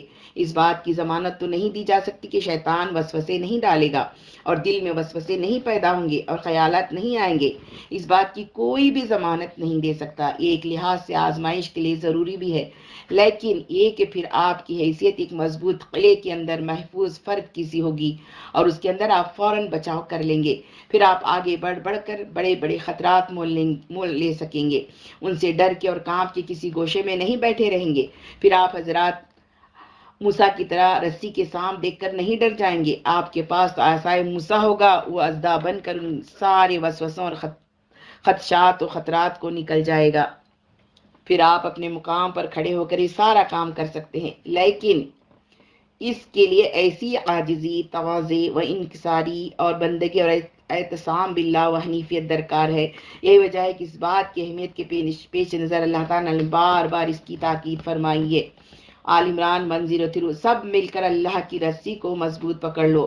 آل عمران 101، جو اللہ کا دامن مضبوطی کے ساتھ تھامے گا وہ ضرور راہ راست پالے گا۔ اللہ نے ہدایت کے لیے یؤمنون بالغیب، ایمان بالغیب سے آغاز کیا اور قل هو اللہ کہہ کر بات ختم کر دی کہ کہو کہ اللہ ایک ہے، اس جیسا کوئی نہیں ہے، وہ بے نیاز ہے اور سب اس کے محتاج ہیں۔ پھر سورہ اخلاص کو بار بار دہرانے کی تاکید کی گئی کہ اسے فجر کی نماز میں پڑھو، مغرب کی نماز میں، سنتوں میں پڑھو، غرض سورہ فاتحہ اور سورہ اخلاص کو پڑھنے کی بہت تاکید کی گئی ہے، یہ اس لیے کہ ان دونوں کے اندر اسی چیز کی تعلیم موجود ہے، جو بھی اس کو جتنا سمجھے گا، حاصل کرے گا اور جذب کرے گا، اتنا ہی اس کے اندر قوت پیدا ہوگی۔ اس میں کوئی ڈرنے کی بات نہیں ہے، اپنے آپ کو تیار کرنے کی بات ہے۔ تیاری بھی کسی گوشے میں بیٹھ کر نہیں ہوگی بلکہ میدان میں اتر کر ہوگی۔ اگر آپ سمجھ بوجھ رکھتے ہیں تو انشاءاللہ ان کا مقابلہ کر سکیں گے۔ دعوت عام، انقلاب اور تبدیلی کے حوالے سے ایک اعتراض یہ بھی کیا جاتا ہے کہ ہم کوئی شارٹ کٹ چاہتے ہیں یا جلدی مچا رہے ہیں، اس بات کو بھی سمجھنے کی ضرورت ہے۔ ہم کوئی شارٹ کٹ یا جلدی نہیں مچانا چاہتے، اس لیے کہ سب کچھ اللہ کے ہاتھ میں ہے۔ اگر وہ جلد تبدیلی لانا چاہے گا تو کوئی شارٹ کٹ کی صورت پیدا کر دے گا، اور اگر لانگ کٹ کرنا چاہے گا تو لانگ کٹ کر دے گا۔ یقیناً ہماری خواہش یہی ہے اور ہونی چاہیے کہ دین آج ہی نافذ ہو جائے، لیکن اس کے لیے ہم اللہ کی نافرمانی نہیں کر سکتے، بغاوت نہیں کر سکتے۔ اگر دیر ہے تو انتظار کرنا ہوگا، اور اگر اللہ کو جلد منظور ہوا تو خود کوئی راستہ نکال دے گا۔ تاہم دعوت کے لیے ہم ہر مؤثر ذریعہ اور طریقہ ضرور اپنائیں گے اور راضی برضا رہیں گے۔ اگر ہم لوگوں کو اللہ کی طرف، اعتصام باللہ کی طرف، حنیف بن کر حنیفیت کی طرف دعوت دیں تو پھر عوام کے دلوں کے راستے بھی کھلیں گے، ان کے اندر استعداد اور قوت بھی پیدا ہوگی اور وہ ساتھ بھی آئیں گے، نیز ان خطرات سے بھی محفوظ رہیں گے جو خطرات طریق نبوت میں ہیں اور جن سے بچنے کے لیے لوگوں نے طریق ولایت اختیار کیا۔ بلا شبہ نبوت کا راستہ بڑا مشکل راستہ ہے کہ دنیا میں بھی ہو اور دنیا سے بے نیاز بھی رہو۔ اس سے مشکل آزمائش اور کیا ہو سکتی ہے؟ دنیا سے کٹ کے آدمی دنیا سے بے نیاز ہو سکتا ہے، مگر دنیا میں سر سے پاؤں تک غرق ہو اور پھر بھی دنیا سے کوئی تعلق نہ رکھے اور اللہ کا ہو رہے، یہ بہت مشکل کام ہے۔ یہ تو اسی صورت میں ہو سکتا ہے جب آدمی سارے اسباب کے پردے چاک کر دے، سبب کو رب نہ مانے بلکہ اسی ایک رب کو بنائے جو ساری کائنات کا رب ہے۔ یہ وہ بنیادی سوچ اور فکر ہے جو اس راہ میں چلتے ہوئے ہمارے لیے ناگزیر ہے۔ پہلے ہی قدم پر اس کو سمجھنا اور خوب جان کر آگے بڑھنا بہت ضروری ہے۔ لوگوں میں ایک عام تاثر پایا جاتا ہے کہ دین مشکل ہے، اس پر چلنا محال ہے۔ یہ بہت نیک پارسا اور متقی لوگوں کا کام ہے، عام آدمی کے بس کی بات نہیں۔ دعوت عام کے حوالے سے اس غلط تصور کو دور کرنے کی ضرورت ہے۔ در حقیقت دین آسان ہے، انسانوں کی فطرت کے مطابق ہے اور ہمارے تمام مسائل کا حل دین ہی میں ہے۔ یہ دعوت دین کی بنیادوں میں سے ایک اہم بنیاد ہے۔ دین آسان ہے۔ اللہ تعالیٰ نے دین آسان بنایا ہے۔ آغاز میں دین کا نام اسلام معروف نہیں تھا، یہ نام بعد میں قرآن میں نازل ہوا اور لوگوں نے اس کو اختیار کیا۔ شروع میں اس کا نام الخیر تھا۔ اگر ہم یہ سمجھتے ہیں کہ دین مرد عورت، بچے اور بوڑھے، پڑھے لکھے اور ان پڑھ، ہر انسان کے لیے ہے، تو دین کا کوئی ضروری مطالبہ ایسا نہیں ہو سکتا جو عقلی و منطقی طور پر عام آدمی کے بس میں نہ ہو۔ اگر اللہ تعالیٰ کوئی ایسا مطالبہ کرے جو عام آدمی کے بس سے باہر ہو، جس کے معنی ہے کہ وہ آدمی اس کو پورا نہیں کر سکتا، تو یہ خلاف انصاف ہوگا۔ قرآن میں آتا ہے لا یکلف اللہ نفسا الا وسعها، بقرہ 286۔ اللہ کسی کو اس کی وسعت سے زیادہ تکلیف نہیں دیتا، لہٰذا دین کے مطالبات کسی عام انسان، مرد و عورت، بچے اور بوڑھے کی وسعت سے باہر نہیں ہو سکتے۔ یہ مطالبات بتدریج بڑھ سکتے ہیں لیکن رسائی سے باہر نہیں ہو سکتے۔ تمام علماء اسی آیت سے استدلال کرتے ہیں کہ جب اللہ نے دین کو لازم کیا ہے تو یہ آسان ہونا چاہیے، مشکل نہیں ہو سکتا۔ یہی میرا نقطہ نظر ہے کہ اگر قرب الہی اللہ کو مطلوب ہے تو یہ راستہ مشکل نہیں ہو سکتا۔ یہ بات واقعتاً صحیح ہے کہ جو بات بھی اللہ نے لازم کی ہے مشکل نہیں ہو سکتی۔ اللہ نے بار بار کہا ہے کہ ہم آسانی چاہتے ہیں، مشکل نہیں چاہتے۔ انسان ضعیف، کمزور اور عجلت پسند ہے۔ ہم نے احکام کو ہلکا کر دیا ہے۔ ابتدائی دور میں رات کی نماز میں تہجد کے 2 نفل مشکل ہوئے تو 5 وقتی نماز فرض کر دی۔ ایک مسلمان کو 10 کے مقابلے میں لڑنے کا حکم تھا، اس کو آسان کر دیا۔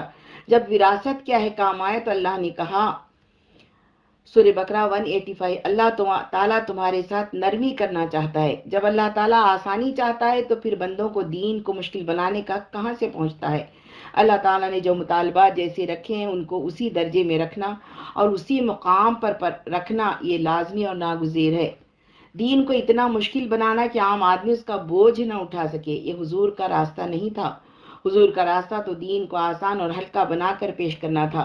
چند مثالیں پیش کروں گا جن سے اندازہ ہوگا کہ کیسے ایک عام آدمی دین کا بوجھ اٹھا سکتا ہے اور اپنی خرابیوں، کمزوریوں اور لاچاریوں اور ضعف کے باوجود اس پر چل سکتا ہے۔ ہم دین کے دائرے میں رہ کر ان کے لیے سہولت پیدا کریں، یہ ہمارا طریقہ ہونا چاہیے۔ قرآن مجید میں ہے سورہ لیل 7 آیات فَسَنُيَسِّرُهُ لِلْعُسْرَىٰ کا ترجمہ یہ نہیں کہ ہم راستے کو اس کے لیے آسان کر دیں گے، بلکہ اس کا ترجمہ یہ ہے کہ ہم اس کو ہم آسان راستے کے لیے سہولت دیں گے۔ اس پر غور کریں تو یہ بات سامنے آتی ہے کہ راستہ تو ہے ہی آسان، یہ تو آدمی کی فطرت کی کجی اور اس کا ٹیڑھ پن ہے جو راستے کو مشکل بنا دیتا ہے۔ یعنی ہم اس کو، اس کی فطرت کو، اس کی طبیعت کو اس راستے کے لیے آسان کر دیں گے۔ گویا دین کا راستہ آسان ہے، اس میں کوئی مشکل نہیں ہے۔ اللہ کی طرف چلنا، اس تک پہنچنا، اس کی مرضی پورا کرنا اگر اتنا مشکل کام ہوتا تو ہم سے مطالبہ ہی نہ کرتا۔ اللہ نے دین کو آسان کرنے کا نسخہ بھی بتایا ہے۔ یہ نسخہ کوئی بہت مشکل نسخہ نہیں ہے بلکہ آسان ہے۔ سورہ بقرہ کے آخری رکوع میں ایک دعا ہے، ربنا ولا تحمل علینا اسرا کما حملته علی الذین من قبلنا 286 بقرہ، مالک ہم پر وہ بوجھ نہ ڈال جو تو نے ہم سے پہلے لوگوں پر ڈالے تھے۔ مفسرین کے نزدیک اسرن کے معنی بیڑی اور بوجھ کے ہوتے ہیں۔ اس سے دین کے مسائل کا وہ بوجھ مراد ہے جو بنی اسرائیل نے اپنی قوم پر مختلف پابندیوں کی صورت میں ڈال دیا تھا۔ نبی یہ بوجھ اتارنے کے لیے آئے تھے۔ یہ زنجیریں اور بیڑیاں وہ ہیں جن کے بارے میں فرمایا سورہ اعراف 157، وہ انہیں نیکی کا حکم دیتا ہے، بدی سے روکتا ہے، ان کے لیے پاکیزہ چیزیں حلال اور ناپاک چیزیں حرام کرتا ہے، اور ان پر سے وہ بوجھ اتارتا ہے جو ان پر لدے ہوئے تھے، اور وہ بندشیں کھولتا ہے جن میں وہ جکڑے ہوئے تھے۔ تدریج کا عمل۔ دین کے چند اصول ہیں جن میں ایک تدریج ہے۔ دعوت عام کے حوالے سے تدریج کا اصول نہایت اہم اصول ہے، اس کو اچھی طرح سمجھ لینا چاہیے۔ پہلی بات تو یہ ہے کہ دین میں سارے اعمال ایک درجے کے نہیں ہیں۔ ہمارے فقہا نے اس تدریج کو اچھی طرح واضح کر دیا ہے۔ فرائض اور سنن، سنت موقدہ اور سنت غیر موقدہ، نوافل اور مستحب، یہ دراصل ایک ترتیب ہے جو بڑی پر حکمت اور دین کے بنیادی اصولوں پر مبنی ہے۔ گویا سارے اعمال ایک درجے کے نہیں ہیں۔ اگر کوئی سارے اعمال کو ایک درجے کا بناتا ہے تو دین کو مشکل بناتا ہے۔ حضور کی پوری سنت اور اسوہ یہی تھا کہ آپ صلی اللہ علیہ وسلم فرائض کا مطالبہ پہلے کرتے تھے، پھر آہستہ آہستہ دین کے دوسرے تقاضے پیش کرتے تھے، اور باقی چیزوں کو جو مباح تھیں ان میں آزاد چھوڑتے تھے۔ جب تدریج کا نظام خلط ملط ہو جاتا ہے تو پھر لوگوں کے لیے بوجھ اٹھانا مشکل ہو جاتا ہے۔ بنی اسرائیل کے علماء نے یہی کیا تھا، نتیجتاً ایک کے بعد ایک مسائل اتنے پیچیدہ ہوتے چلے گئے کہ عام آدمی کے لیے دین کی ذمہ داریاں نبھانا مشکل ہو گئی۔ ان کے لیے دین ایک بوجھ بن گیا۔ حضرت مسیح نے انجیل میں بنی اسرائیل کے علماء سے بڑے خوبصورت انداز میں مخاطب ہوتے ہوئے تقریر کی ہے کہ تم اپنے لیے مجلسوں میں اعلیٰ مقام چاہتے ہو، تم چاہتے ہو کہ تمہیں اونچی جگہ بٹھایا جائے، لوگ تمہارا لباس اٹھا کے تمہارے ساتھ چلیں، تمہارے ساتھ مصافحے کریں، مگر تم نے دین کو اتنا بوجھل بنایا ہے کہ کوئی عام آدمی اس کا بوجھ نہیں اٹھا سکتا، اور پھر تم انگلی بھی نہیں ہلاتے ہو کہ لوگوں کی مدد کرو تاکہ وہ دین کا بوجھ اٹھا سکیں۔ یہ تقریر انجیل میں موجود ہے۔ آج ہمارے ہاں بھی دین کی کچھ ایسی حالت بنا دی گئی ہے۔ دین کے مطالبات میں حضور نے تدریج کی حکمت کو پیش نظر رکھا ہے۔ ایک تدریج تو وہ ہے جو قرآن حکیم اور شریعت کے ساتھ نازل ہوئی۔ حضور نے صرف کتاب اور احکام کی تعلیم نہیں دی تھی بلکہ حکمت کی تعلیم بھی دی تھی۔ سورۃ البقرہ 151۔ ہم نے تمہارے درمیان خود تم میں سے ایک رسول بھیجا جو تمہیں ہماری آیات سناتا ہے، تمہاری زندگیوں کو سنوارتا ہے، تمہیں کتاب اور حکمت کی تعلیم دیتا ہے، اور تمہیں وہ باتیں سکھاتا ہے جو تم نہ جانتے تھے۔ آپ صلی اللہ علیہ وسلم کی تعلیم، کتاب و حکمت میں تدریج کا ایک پہلو، ایک بہت بڑی حکمت ہے۔ تدریج کے مختلف پہلو۔ ایک موقع پر جب آپ نے حضرت معاذ بن جبل اور حضرت ابو موسیٰ اشعری رضی اللہ تعالیٰ عنہ کو یمن کی طرف بھیجا تو آپ نے انہیں چند ہدایات دیں۔ اس میں ایک تدریج تھی۔ آپ نے فرمایا تھا کہ تم پہلے ان کو ایمان کی دعوت دینا، جب وہ ان سے ملے تو پھر ان کو بتانا کہ 5 وقت کی نماز فرض ہے، جب وہ اسے مان لیں تو بتانا کہ زکوٰۃ بھی فرض ہے، جب وہ اسے مان لیں تو ان کو دین کے دوسرے فرائض بتانا۔ پھر آپ نے فرمایا آسانی پیدا کرنا، تنگی مت پیدا کرنا، اور خوشخبری دینا اور لوگوں کو دین سے مت بھگانا۔ یہاں آپ نے خود تدریج کا حکم دیا ہے، حکم واضح کیا ہے۔ حضرت عائشہ روایت کرتی ہیں کہ شراب کی بندش کا حکم 3 مراحل میں آیا۔ پہلے مرحلے میں یہ حکم آیا کہ شراب کے نقصانات زیادہ ہیں، اس طرح سے لوگوں کو نقصان کی طرف توجہ دلائی گئی اور شراب کی حرمت کا اشارہ دیا گیا۔ دوسرے مرحلے میں یہ حکم آیا کہ نشے کی حالت میں نماز مت پڑھا کرو۔ اس طرح بے شمار لوگوں نے اشارہ پا لیا، لیکن غزوہ احد تک حضرت حمزہ اور بڑے بڑے صحابہ شراب پیا کرتے تھے، اس کی روایت موجود ہے۔ اس کے بعد جب حکم آیا کہ شراب حرام ہے، رک جاؤ، تو سب رک گئے۔ اس تدریج سے یہ حکم نافذ ہوا۔ اس کے بعد وہ جو بات کہی تھی ہے بڑی قابل قدر ہے کہ اگر پہلی دفعہ میں حکم آتا کہ رک جاؤ تو لوگ ماننے سے انکار کر دیتے۔ یہ وہ لوگ تھے جو حضور کے ساتھ چل رہے تھے، آپ پر ایمان لائے تھے، جنہوں نے آپ کے ہاتھ میں ہاتھ دے کر بیعت کی تھی۔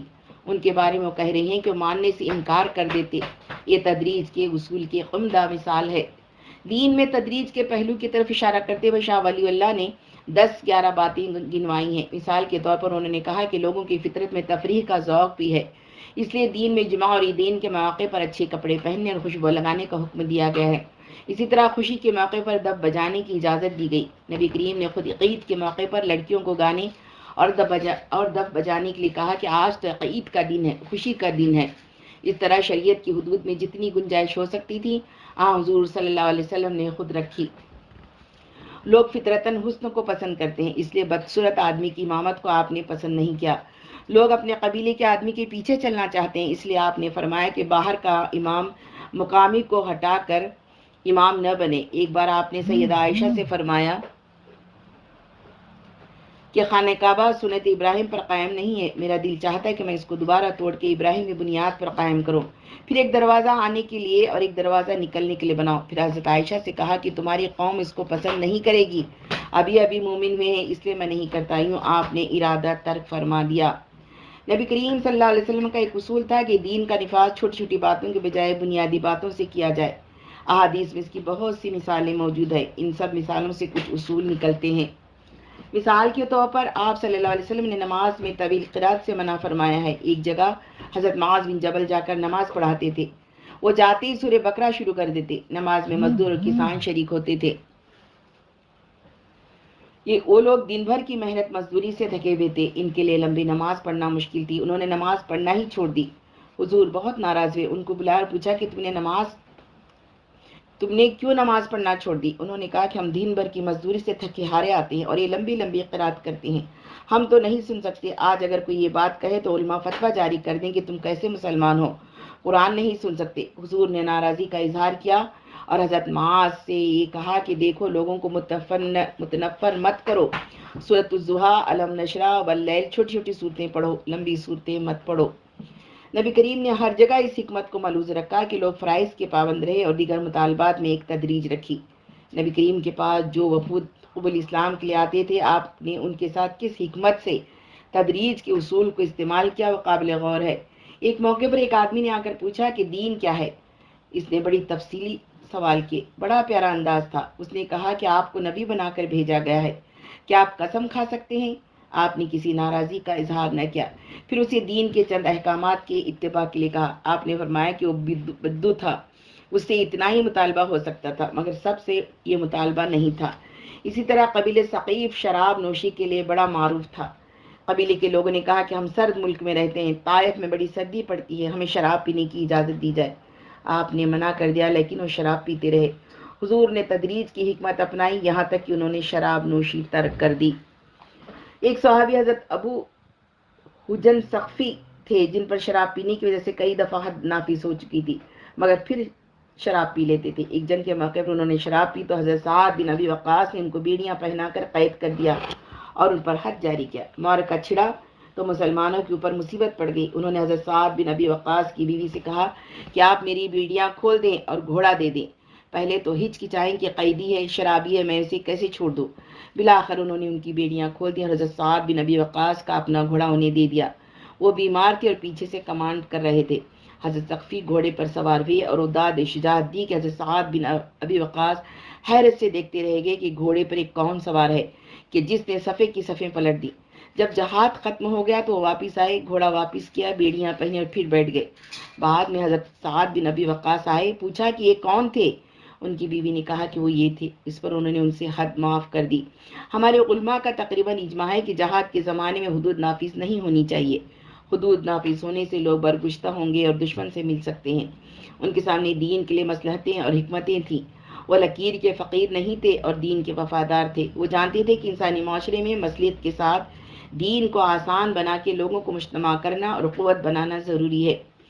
اسی کے نتیجے میں انہوں نے انسانوں کی قوت جمع کر لی۔ وہ سب مختلف رنگ و نسل کے لوگ تھے لیکن جہاد کے مقصد کے لیے جمع ہو گئے۔ 100 برس کے عرصے میں وہ سندھ، بلوچستان، مصر، شام، لیبیا، الجزائر، سمرقند اور بخارا اور کہاں کہاں نہیں پہنچ گئے۔ ان مثالوں سے یہ بات واضح ہو جاتی ہے کہ تدریج کا اصول ہی ہے جس پر عام لوگ جمع ہو سکتے ہیں۔ اس لیے ضروری ہے کہ دین کی کو حکمت کے ساتھ لے کر چلا جائے اور لوگوں سے وہ مطالبات کیے جائیں جو وہ پورے کر سکے۔ ان پر آہستہ آہستہ بوجھ ڈالا جائے اور بتدریج دین کے مطالبات پورے کرنے کا تقاضا کیا جائے۔ اسی طرح سے جس طرح ایک پہلوان اپنی قوت و طاقت کے لحاظ سے ورزش کرتا ہے اور بتدریج اس میں اضافہ کرتا ہے، یہ نہیں کہ پہلے ہی دن 100 ڈنڈ پی لو اور 100 دفعہ اٹھک بیٹھک کرو، بلکہ پہلے دن اگر ایک کر سکتا ہے تو ایک کرے اور دوسرے دن 2 کر سکتا ہے تو 2 کرے۔ حکمت اور مصلحت دین کے اثرات کو بڑھانے کے لیے ناگزیر اور ضروری ہیں۔ اس کے بغیر عام لوگوں کو ساتھ نہیں لیا جا سکتا بلکہ وہ متنفر ہو سکتے ہیں۔ ہم چاہتے ہیں کہ لوگ نعروں کے بل پر ظلم کے خلاف، سرمایہ دار اور جاگیردار کے خلاف اٹھ کھڑے ہوں۔ یہ حقوق کی جنگ ہوگی اور ہمیں یہ کام بھی کرنا ہے لیکن اس کے ساتھ ساتھ ان کے اندر دین کی روح بھی روح بھی پیدا کرنا ہوگی جو اصل چیز ہے۔ دینی روح پیدا کرنے کے لیے تدریج اور حکمت و مصلحت کا اصول ہمیشہ پیش نظر رکھنا ہوگا۔ مولانا مودودی رحمہ اللہ نے حکمت کے اسی پہلو کو ایک جگہ بڑے خوبصورت انداز میں واضح کیا ہے کہ ہم دین میں کوئی ترمیم نہیں کر سکتے۔ جو دین میں مطلوب ہے اس کو ہم دین میں مطلوب ہی بتائیں گے، اور جو دین میں منع ہے اس کو منع ہی بتائیں گے، لیکن کسی وقت قوم کی استعداد دیکھ کر ان میں سے کسی چیز پر ہم زور دیں گے اور کسی پر نہیں دیں گے۔ یہ حکمت کا تقاضا ہے۔ انہوں نے بہت واضح طور پر بیان کیا ہے کہ تقدیم، تاخیر یا ترجیحات کا نظام ہم حکمت سے قائم کریں گے۔ اسی طرح دین نافذ ہو سکتا ہے اگر ہم چاہیں کہ معاشرے میں جو عام چھوٹی چھوٹی برائیاں ہیں ان کے پیچھے لٹ لے کر پڑ جائیں تو یہ مناسب نہیں ہوگا۔ ہمیں کام کا آغاز بنیاد سے کرنا ہوگا، اس کے بعد ایک حکمت کے تحت بتدریج اقدامات اٹھانے ہوں گے۔ اس خدشے کے پیش نظر کہ دین میں آسانی سے دنیا پرست فائدہ اٹھا لیں گے یا فتنہ برپا کر دیں گے، ہمیں دروازہ ہی بند کر دیں تو اس سے دین محدود ہو جائے گا۔ دین کے ساتھ المیہ ہی یہ ہوا کہ اسے محدود کر کے رکھ دیا گیا اور بالآخر عملی زندگی سے خارج ہو کر یہ مدرسوں اور گوشوں کے اندر محدود ہو کر رہ گیا۔ ان خدشات کی بنیاد پر مختلف فتوے دی گئے، لیکن ہمیں تو ان اصولوں کی پابندی کرنا ہے۔ جو اصولوں کا غلط استعمال کریں گے ہم ان سے کہیں گے کہ وہ غلط استعمال کر رہے ہیں۔ دین نے ہمیں جو بڑے اہم اصول دیے ہیں ہم انہیں نہیں چھوڑ سکتے۔ شریعت میں کمی بیشی کا حق کسی کو حاصل نہیں ہے۔ ترجیحات کا پہلو۔ قرآن مجید کی پوری تعلیم یہ ہے کہ پہلے بنیادی باتوں کی تعلیم دی جانی چاہیے۔ بنیادی باتوں کی تعلیم کے بعد ہی اس پر دین کی عمارت تعمیر ہو سکتی ہے۔ قرآن کی ابتدائی صورتوں کو پڑھا جائے تو ان میں احکام کی کوئی تفصیل نہیں ملتی، بلکہ وہ اصول جو دین اور ایمان کے اہداف ہیں وہ بیان کیے گئے ہیں۔ ایک جگہ اس طرح سے تعلیم دی گئی، فَأَمَّا مَنْ عَطَا وَاتَّقَى وَصَدَّقَ بِالْحُسْنَى فَسَنُيَسِّرُهُ لِلْيُسْرَى، سورۃ اللیل 5-7۔ جس نے راہ خدا میں مال دیا اور خدا کی نافرمانی سے پرہیز کیا اور بھلائی کو سچ مانا، اس کو ہم آسان راستے کے لیے سہولت دیں گے۔ بس 3 باتیں اور کچھ نہیں، یعنی جس نے راہ خدا میں مال خرچ کیا، گناہوں سے بچا اور بھلائی کو سچ مانا۔ یہ بھی نہیں کہا کہ کس نے دیا، کتنا دیا، کس کو دیا اور کس کو نہیں دیا، اور نہ یہ کہا کہ کہاں سے دیا۔ اصل چیز تو فیاضی ہے اور دینے کا جذبہ ہے۔ یہ پیدا ہو جائے تو بہت سے کام ہو جائیں گے، دل تنگ رہے گا تو بہت سے کام نہیں ہوں گے۔ اس لیے اللہ کی راہ میں خرچ کرنے کی ترغیب دی گئی ہے کہ ہر چیز خدا کی امانت ہے، ہر چیز دینا ہے، وقت، مال اور یہاں تک کہ وقت پڑنے پر جان بھی۔ یہاں نیکی کے لیے حسنہ کا لفظ استعمال کیا گیا ہے، جس کے معنی بڑی خوبصورت اور بڑی پیاری چیز کے ہے۔ نیکی کوئی بدصورت چیز نہیں کہ آدمی اس سے متنفر ہو۔ اس طرح سے اللہ کی راہ میں مال خرچ کرنا، گناہوں سے بچنا اور بھلائی کو سچ ماننا جیسے بنیادی اصولوں کی صورت میں دین کی دعوت اور تعلیم مختصراً دی اور بات ختم کر دی۔ ایک دوسرے مقام پر اس طرح تعلیم دی، سورہ النازعات 40-41، وَأَمَّا مَنْ خَافَ مَقَامَ رَبِّهِ وَنَهَى النَّفْسَ عَنِ الْهَوَىٰ فَإِنَّ الْجَنَّةَ هِيَ الْمَأْوَىٰ۔ اور جس نے اپنے رب کے سامنے کھڑے ہونے کا خوف کیا تھا اور نفس کو بری خواہشات سے باز رکھا تھا، جنت اس کا ٹھکانہ ہوگی۔ اس کے علاوہ کچھ نہیں کہا گیا۔ یہ چیزیں ذہن میں بیٹھتی چلی گئیں اور پھر ان پر شریعت کی عمارت تعمیر ہوئی۔ ان تعلیمات سے اللہ کے ساتھ تعلق پیدا ہوا۔ اگر ہم ان 2 چیزوں کو یعنی اللہ کا خوف اور تقویٰ کو نظر انداز کریں گے اور محض ظاہری مطالبات کریں گے تو لوگوں کے اندر کوئی استعداد پیدا نہیں ہوگی اور نہ ہی ہماری اپنی استعداد سے کوئی معاشرہ قائم ہوگا۔ یہ اولین ترجیح ہونی چاہیے۔ پھر اس حقیقت کو بھی سامنے رکھنا چاہیے کہ یہ ملک کروڑوں افراد کا ہے، یہ ایک بہت بڑی تعداد ہے۔ سب کے سب لوگ کبھی بھی دیندار نہیں ہو جائیں گے، ہر قسم کے لوگ رہیں گے، زانی بھی، شرابی بھی، لیکن ان کی بڑی اکثریت کو مجموعی طور پر بھلائی کی طرف آنا چاہیے اور ان چیزوں کو اختیار کرنا چاہیے۔ اس کے بعد یہ ممکن ہو سکتا ہے کہ ہم ان بنیادی تعلیمات کی بنیاد پر دین کی پوری عمارت اٹھا سکیں۔ اس غرض کے لیے قرآن کی حکمت اور قرآن کا طریقہ تعلیم اور ترجیحات کا پہلو ہماری نگاہوں کے سامنے رہنا چاہیے۔ یہ بات بھی بار بار سامنے آتی رہتی ہے کہ ہم مسلمان معاشرے کے اندر کام کر رہے ہیں، اگرچہ لوگ بگڑے بھی ہیں، خراب ہیں، لیکن ان میں کہیں نہ کہیں اسلام سے وابستگی پائی جاتی ہے، دل میں اسلام کے لیے جذبہ موجود ہے۔ چند افراد کے سوا کوئی بھی کھلم کھلا اسلام کا باغی نہیں ہے، بلکہ اچھے اچھے باغی لوگوں کے دل میں بھی اسلام سے وابستگی کا کوئی نہ کوئی رمق ضرور پائی جاتی ہے، جس کا وہ کبھی کبھار اظہار بھی کر دیتے ہیں۔ گویا لوگوں کی بڑی تعداد کے دل میں اسلام کے لیے ایک چنگاری موجود ہے۔ راکھ کے ڈھیر کے اندر چھپی ہوئی اس چنگاری کو کریدنا، اس کو نکالنا، اس سے کام لے لینا، یہ دراصل حکمت اور ترجیحات کا متقاضی ہے۔ ترجیحات کا یہ پہلو کتنا اہم ہے، اس کا اندازہ مولانا اشرف علی تھانوی رحمہ اللہ کے ایک واقعے سے بخوبی ہو سکتا ہے۔ وہ سنت کے بہت بڑے اتباع کرنے والوں میں سے تھے۔ بہشتی زیور اور ان کی دوسری کتابوں میں جگہ جگہ بدعت کی نشاندہی کی گئی ہے۔ انہوں نے ایک ایسی آبادی کی طرف مبلغ بھیجے جن کے نام بھی ہندوؤں کے سے تھے اور جہاں مسجدیں بھی نہیں تھیں۔ ان میں مسلمانوں والی کوئی چیز نہیں تھی، نماز بھی نہیں پڑھتے تھے، کلمہ بھی نہیں جانتے تھے، گویا ہر لحاظ سے انہیں کافر کہا جا سکتا تھا۔ مبلغین نے ان سے پوچھا کہ تم کاہے کے مسلمان ہو؟ کہنے لگے ہم تعزیے بناتے ہیں، یعنی ہم اس لیے مسلمان ہیں کہ تعزیہ بناتے ہیں۔ اب تو مبلغین بہت چکرائے، کہنے لگے کہ اب ان کے ساتھ کیا معاملہ کیا جائے۔ چنانچہ مولانا اشرف علی تھانوی کو لکھ کر بھیجا گیا کہ ہماری رہنمائی فرمائیں۔ آپ نے فرمایا کہ ابھی ان کو یہ مت کہو کہ تعزیے بدعت ہیں، اس لیے کہ ان کا اسلام سے ربط تعزیے کی معرفتی ہے۔ اس ربط سے اگر تم نے انہیں کاٹ دیا تو اسلام سے کٹ جائیں گے۔ پہلے ان کو ایمان کی تعلیم دو، اس کے بعد ان کو اسلام سکھاؤ، اور جب وہ سیکھ جائیں تو پھر ان کو بتاؤ کہ تعزیے بدعت ہیں، انہیں چھوڑنا چاہیے، پھر وہ چھوڑ دیں گے۔ اسلام کا حکمت سے جو ربط ہے اس کو پیش نظر رکھ کر اگر دعوت دی جائے تو جو لوگ کمزور، ضعیف، جاہل اور کمزور ایمان والے ہیں ان میں قوت پیدا ہو جائے گی۔ اس وقت یہی مرحلہ ہمارے سامنے ہے اور دعوت کے اصولوں کا بھی یہی تقاضا ہے۔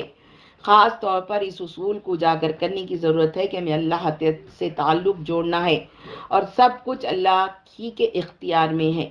لوگوں کا کسی نہ کسی انداز میں اللہ سے تعلق بھی ہے۔ لوگ ماشاء اللہ، انشاءاللہ کہتے ہیں، لا حول ولا قوت کی تسبیح پڑھتے ہیں، گویا لوگوں میں جذبہ پایا جاتا ہے اور کسی نہ کسی انداز میں عمل بھی ہے۔ بس ان کو سمجھانے کی ضرورت ہے کہ اس کے کیا معنی ہے۔ ضرورت اس بات کی ہے کہ خود بھی دین کے ان اصولوں اور ترجیحات کو سیکھا جائے جن پر دین کی بنیاد ہے اور دوسروں کو بھی سکھایا جائے۔ حکمت کا یہ بھی تقاضا ہے کہ مسلمانوں کا اس امت کا دین اسلام سے جو بھی ربط قائم ہے اس کو استعمال کیا جائے، مزید بڑھایا جائے اور پھر اس بنیاد پر دین کی عمارت تعمیر کی جائے۔ اگر غلط ربط ہے تو اس کو فوراً نہیں کاٹ دینا چاہیے، بلکہ اس وقت کاٹنا چاہیے جب اس کا متبادل اور دوسرا ربط قائم ہو جائے۔ جب اصل ربط قائم ہو جائے گا تو اسے کاٹ دینے سے کوئی مسئلہ نہ ہوگا۔ اگر ابتدا ہی میں کاٹ دیا جائے تو اسلام کی رسی سے ہی کٹ جائیں گے اور کفر کا فتویٰ لگ جائے گا۔ یہ اسلام نہیں ہے۔ حدیث میں ہے کہ جو لا الہ الا اللہ کہے وہ مسلمان ہے، جان کے خوف سے بھی اگر کوئی کہے تو وہ مسلمان ہے۔ بہت سی احادیث ہیں جن میں آپ صلی اللہ علیہ وسلم نے اس بات پر زور دیا ہے کہ کلمہ گو کی تکفیر نہیں کرنا چاہیے۔ ہر جگہ آپ صلی اللہ علیہ وسلم نے سہولت دی اور ہر جگہ آپ نے معافی و درگزر کا راستہ اختیار کیا۔ وسعت نظر، ایک اور اہم پہلو وسعت نظر ہے۔ آپ نے یہ آیت بار بار پڑھی ہے، لا یستوی اصحاب النار و اصحاب الجنہ، سورۃ الحشر 20۔ دوزخ میں جانے والے اور جنت میں جانے والے کبھی یکساں نہیں ہو سکتے۔ اس کے اگر یہ معنی لیے جائیں کہ آخرت میں دونوں کے ساتھ برابر سلوک نہیں ہوگا تو یہ بھی صحیح معنی ہے، لیکن ان معنوں میں گہرائی نہیں ہے۔ یہ بات تو ظاہر ہے کہ آخرت میں جو جنت میں جائے گا وہ الگ معلوم ہوگا اور جو دوزخ میں جائے گا وہ الگ معلوم ہوگا، مگر میری اپنی فہم کی حد تک اس کا اطلاق دنیا میں بھی ہوتا ہے۔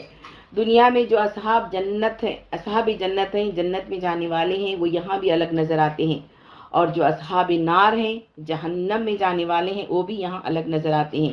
اس دنیا کے اندر بھی دونوں برابر نہیں نظر آ سکتے، دونوں مختلف ہوتے ہیں۔ اللہ تعالیٰ نے جنت کی تعریف یوں کی ہے، وَسَارِعُوا إِلَى مَغْفِرَةٍ مِّن رَّبِّكُمْ وَجَنَّةٍ عَرْضُهَا السَّمَاوَاتُ وَالْأَرْضُ۔ 133 آل عمران۔ دوڑ کر چلو اس راہ پر جو تمہارے رب کی بخشش اور اس جنت کی طرف جاتی ہے جس کی وسعت زمین اور آسمانوں جیسی ہے۔ اس کے معنی ہے کہ جو اس جنت کی طلب میں ہوگا جس کی وسعت میں زمین و آسمان سما جائیں، اس کا دل بھی اتنا ہی وسیع ہونا چاہیے، ورنہ جنت کہاں سماتی ہے؟ جنت تو پہلے دل میں سماتی ہے۔ جس کا دل اتنا وسیع نہ ہو، نظر اتنی بلند نہ ہو، وہ اس جنت کا حقدار کیسے بنے گا؟ جس کا دل وسیع ہوگا وہ اللہ کی ایک ایک حکم پر عمل کرے گا، وہ مال بھی لٹائے گا، وقت بھی دے گا اور راہ خدا میں جان بھی دے گا۔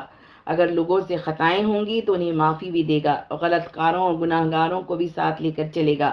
اسی لیے بات واضح ہے کہ جو جنت چاہتا ہے وہ دنیا کے اندر اس لحاظ سے ممتاز ہوگا کہ اس کا سینہ اور دل وسیع ہوگا، نظر میں وسعت ہوگی، چھوٹی چھوٹی چیزوں پر نہیں جھگڑے گا بلکہ بڑی بڑی چیزوں سے اپنا تعلق رکھے گا، ان کو لے کر آگے بڑھے گا اور تمام انسانوں کو اپنی جلوں میں سمیٹ کر چلے گا۔ اگر آپ غور کریں جہاں قرآن نے جنت کی طرف اس حوالے سے دعوت دی ہے کہ عرض السماوات والارض، اس کے فوراً بعد یہ فرمایا آل عمران 134 الذين ينفقون في السراء والضراء والكاظمين الغيظ والعافين عن الناس، جو ہر حال میں اپنے مال خرچ کرتے ہیں، خواہ بدحال ہوں یا خوشحال، جو غصے کو پی جاتے ہیں اور دوسروں کے قصور معاف کر دیتے ہیں۔ گویا جن کے دل وسیع ہوں گے وہ مال بھی خرچ کریں گے، جان بھی دیں گے، شہید بھی ہوں گے، معاف بھی کریں گے اور غصہ بھی پی جائیں گے۔ بعض دفعہ لوگ انتقام لینے کی غرض سے آدمی کو ذلیل کرنے پر تل جاتے ہیں، اس کے لیے سمندر کے برابر ظرف چاہیے کہ آدمی غصے کو پی جائے اور معاف کرے۔ یہ وسیع القلبی اور اس قطع نظری کے بغیر ممکن نہیں جو کہ اہل جنت کے اوصاف میں سے ہے۔ دوسروں کے قصور کو معاف کر دینے کے حوالے سے ایک اہم مثال غزوہ احد کی ہے۔ جب فتح شکست میں بدل گئی، لوگوں نے اس موقع پر حضور کے ساتھ کیا نہیں کیا، مگر یہاں بھی اللہ نے یہی ہدایت دی وَاسْتَغْفِرْ لَهُمْ وَشَاوِرْهُمْ فِي الْأَمْرِ، آل عمران 159۔ ان کے قصور معاف کر دو، ان کے حق میں دعائے مغفرت کرو اور دین کے کام میں ان کو بھی شریک مشورہ رکھو۔ یہ وہ لوگ تھے جو جہاد کے اندر پیچھے ہٹ گئے تھے اور آپ صلی اللہ علیہ وسلم کو چھوڑ کر چلے گئے تھے، نتیجتاً شکست ہو گئی تھی، مگر اس موقع پر بھی اس قطع قلبی اور عفو و درگزر سے کام لینے کی ہدایت کی گئی۔ یہی وہ چیز تھی جس کی وجہ سے لوگ آپ صلی اللہ علیہ وسلم کی گرد بھیڑ کی طرح گروہ در گروہ جمع ہو گئے۔ اسی بات کی طرف قرآن نے یوں اشارہ کیا ہے فَبِمَا رَحْمَةٍ مِّنَ اللَّهِ لِنتَ لَهُمْ، آل عمران 159۔ اے پیغمبر، یہ اللہ کی بڑی رحمت ہے کہ تم ان لوگوں کے لیے بہت نرم مزاج واقع ہوئے ہو۔ لہٰذا جنت کی طلب کے معنی تو یہ ہوئے کہ دل و نظر میں وسعت ہو، عزائم اور حوصلے بلند ہو، نہ کہ تنگ نظری کا مظاہرہ کیا جائے، چھوٹی چھوٹی باتوں اور معمولی بحثوں میں الجھ کر نہ رہا جائے۔ ان باتوں میں سے کسی کا تعلق بھی اس نئی تہذیب سے نہیں ہے جو دنیا میں تعمیر ہونے والی ہے۔ وہ جماعت جو اس لیے کھڑی ہوئی ہو کہ وہ ساری دنیا کی امامت سنبھال کے ایک نئی تہذیب تعمیر کرے گی، اس کو کہاں فرصت ہو سکتی ہے کہ ان چھوٹے چھوٹے مسائل میں تنگ نظری کا مظاہرہ کرتے ہوئے الجھی رہے۔ اس جماعت کو تو وسیع النظر، وسیع القلب اور اپنی رائے کی قربانی جیسی صفات سے مزین ہونا چاہیے جو جنت کے طلبگاروں کا خاصہ ہے۔ دعوت دین اور فریض اقامت دین کی اہمیت کا تقاضا ہے کہ دعوت عام کا کام اعتصام باللہ، حنیفیت، دین میں آسانی، تدریج، ترجیحات اور اس قطع نظر جیسی بنیادوں کو پیش نظر رکھ کر کیا جائے۔ جب اس وسعت قلبی اور وسعت نظری کے ساتھ آپ لوگوں کے پاس جائیں گے، دعوت عام دیں گے تو لوگ بھی ساتھ چلیں گے اور آئندہ کے مراحل بھی آسان ہوں گے انشاءاللہ۔ وما علینا الا البلاغ المبین، وآخر الدعوانا الحمد للہ رب العالمین۔ السلام علیکم ورحمۃ اللہ وبرکاتہ۔